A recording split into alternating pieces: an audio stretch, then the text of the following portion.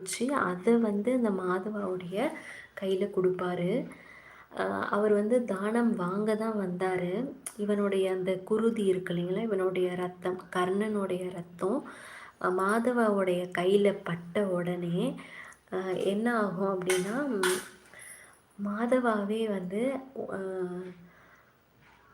அவருக்கு என்ன வேணும், அந்த அந்த அந்த உதிரம் இருக்கு இல்லையா, கர்ணனுடைய உதிரமே வந்து மற்றவங்களுக்கு கொடுக்கணும் கொடுக்கணும் அப்படின்னு சொல்லி சொல்கிற மாதிரி மாதவாவோட கையில் பட்டோடனே, கர்ணா உனக்கு என்ன வரம் வேண்டும், நீ கேளு நான் உனக்கு தரேன் அப்படின்னு சொல்லி அவர் வந்து கேட்டிருப்பார்.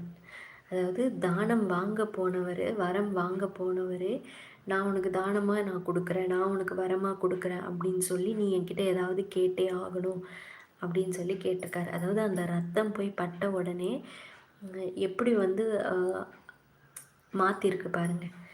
தானம் பெற வந்தவரையே தானம் கொடுக்க வச்சிருக்கு. அப்போ குடுன்னு சொல்கிறது தான் அந்த கர்ணனுடைய ரத்தம்.